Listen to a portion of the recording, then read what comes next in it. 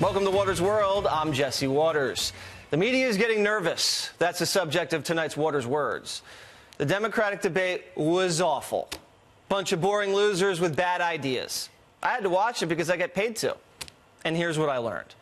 Democrats want to bribe terrorists, not kill them.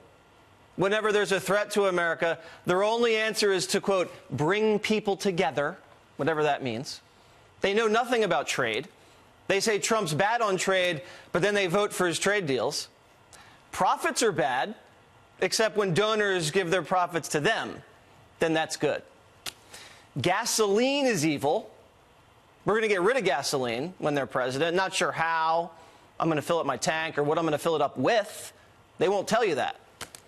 And finally, we need free government-run daycare. Like anyone on stage would give their newborn to a government worker for the whole day. The government couldn't even guard Jeffrey Epstein, the most important person in U.S. custody, and you trust them to guard your baby? Wait until Trump faces off against these guys. He's going to chop them into pieces, and he's going to smile doing it. He's even cockier and looser now than he was when he debated Crooked. And he's racked up a record of accomplishments that he can talk about. Record economy, bigger paychecks, trade deals, cheap gas, no new wars, ISIS bombed away. It's going to be a bloodbath. Finally, the Democrats and the media are starting to see it. I didn't see anybody on the stage last night or in the ring that really said, I'm taking charge, I can be president, I can take on Donald Trump. There was nothing I saw tonight that would be able to take Donald Trump out. There was nothing tonight that, if you're looking at this thing, you say any of these people are prepared for what Donald Trump is going to do to us. They will mark this day, January 13th, as the day Donald Trump was reelected. Because once again, the Democrats, the liberals, the left, couldn't get it together. When Sharpton, Van Jones, and Michael Moore and I agree, it's got to be true. But the media hasn't thrown in the towel yet. They're going to fight to the death, even if it means fighting with each other. And cracks are starting to show. MSNBC is now attacking CNN.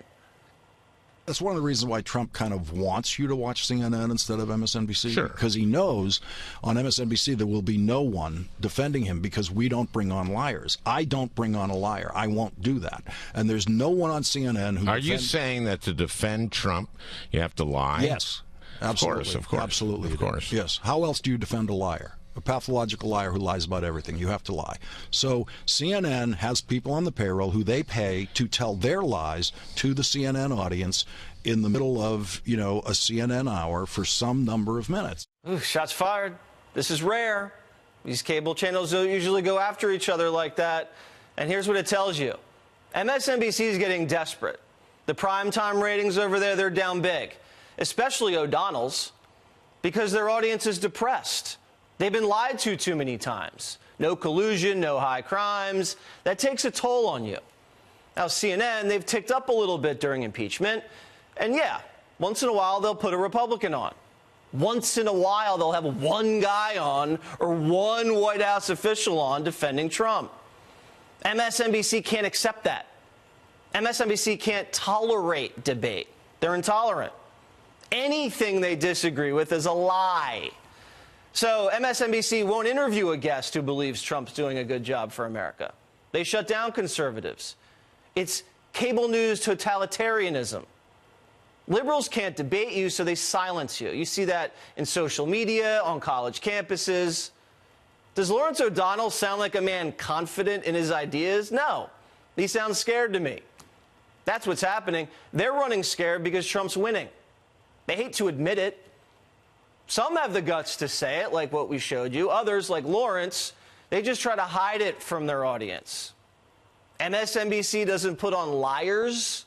Their own anchors lied about collusion for 3 years. Or how about this?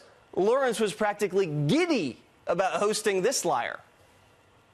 Sitting beside me right now, I'm not going to let you cheat. You have to guess. And hint, his name is Michael Avenatti.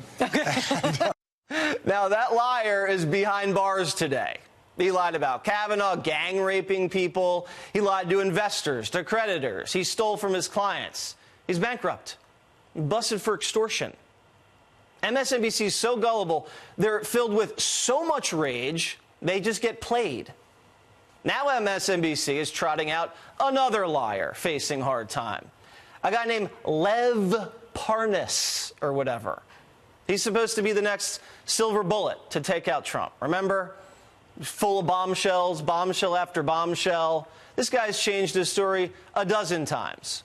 Turns out he's never even talked to Trump about Ukraine. Never. Even CNN had to call BS on MSNBC.